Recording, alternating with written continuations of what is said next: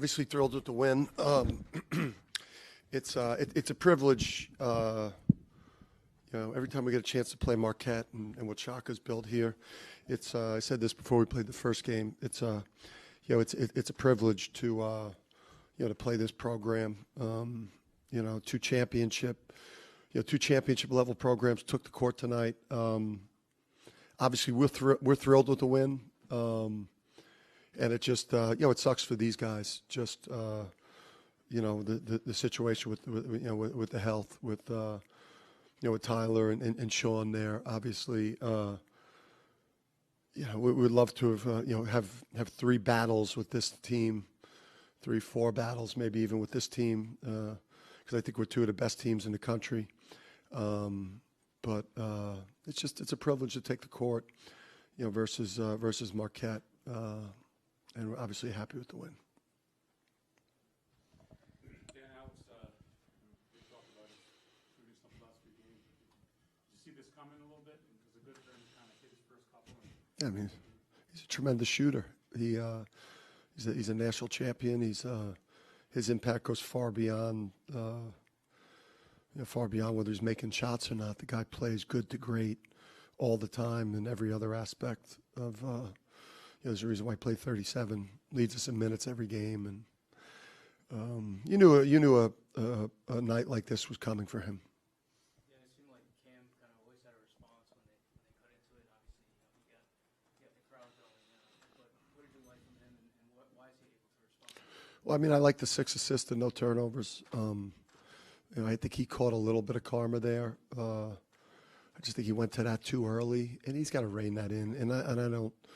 There's some other fan bases and programs that I don't mind him, shit talking them, but I didn't like him doing it near their bench and to their fans, because these people here, I had a chance, to send 2 kids, David Kubian and Dwight Burke, here to play at Marquette, and I came out here and watched those guys play in senior day and got a chance to see just how massive this fan base is and just how big Marquette basketball is. And it's a classy program. It's a championship program.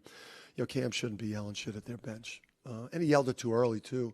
And then he caught karma on the back end, because then he had wide open looks and he missed them. So I didn't like that. I've liked some of the other fan bases that he's done that with, though. Not these people. How do you balance that, though? Because he plays with such fire, and obviously he can go overboard. Maybe I should just tell him before the game, hey, I like these people, I don't like these people. I think that's what we'll do moving forward. Without Tyler, what did you notice the biggest difference was with how Marquette played? We dealt with it with Donovan, and we caught a little break scheduling wise.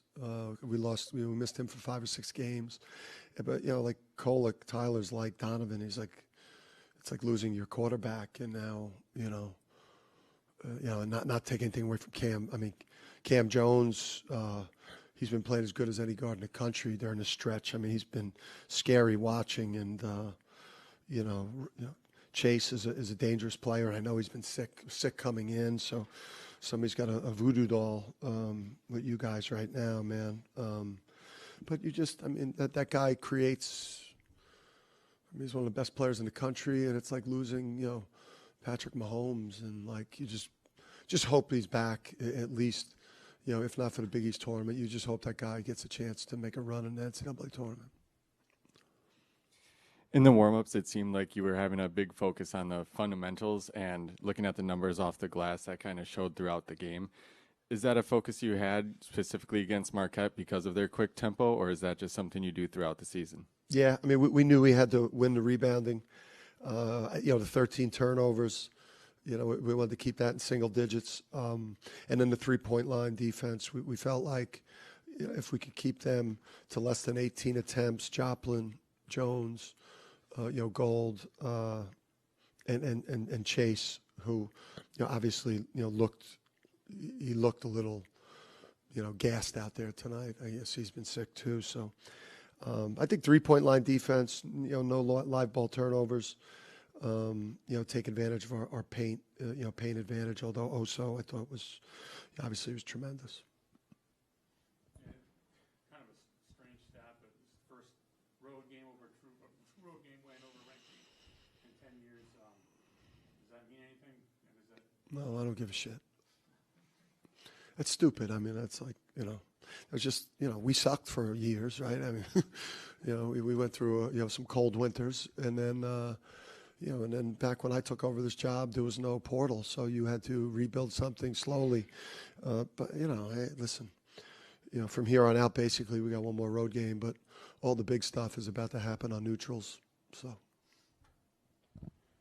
Yep. Just bouncing off the controlling the glass, can you just expand on how much those second chance points were really the difference tonight with it only being a 7-point Yeah. differential at the end? Yeah, definitely.